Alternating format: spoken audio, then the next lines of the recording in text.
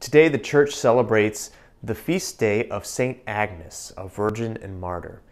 And she lived either toward the end of the 2nd century or even into the 3rd century. And she was a young woman who was beautiful, and there were a lot of suitors who wanted to marry her. But she was devoted to God. She said that her spouse was Jesus Christ, that she could not be married to anyone else, that she was totally devoted to Jesus.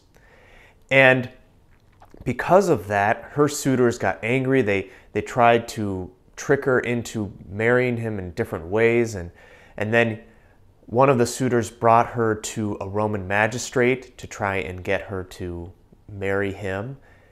And he showed her many different torture machines and threatened to use them on her. And she was resolute in her belief. She was resolute in who she was as a spouse of Jesus Christ. She was not going to be espoused to anyone else.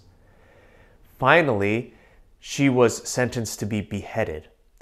And at that point, she was joyful. She joyfully went to her execution. St. Ambrose actually writes a kind of story of her execution, how she went more joyfully to that execution than most couples do to their wedding day, because she knew in this way that she was a martyr for Jesus. In this way, she would die as a witness to the love and the power of Jesus Christ. I think for us sometimes in our lives as disciples, we can think that everything is going to be better once we make it to a certain point of being able to pray more, that we are a good disciple, that we're doing enough and loving God and loving our neighbor. And there should be some things, of course, that seem better maybe or easier. At least we'll feel more close to God, I think. But it's actually the case too that when we are more and more close to the Lord, when we are being who we are called to be, when we are giving ourselves over to the Lord, we're actually somewhat more even targets for the evil one. He sees that we have become dangerous now. When we are that close to Jesus, when we are working to build his kingdom, we become more threats to the evil one. And so he throws more at us. That's the case with Saint Agnes. She was so devoted to Jesus that the evil one set everything that he had in the forms of suitors and magistrates and finally an execution.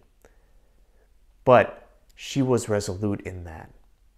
We've been called to a life that is not about being easy, but rather about being totally fulfilled in who we are as sons and daughters of God. Because that is the only thing that will bring us true happiness. It's only that will make us so joyful that we could even go to our execution with great joy.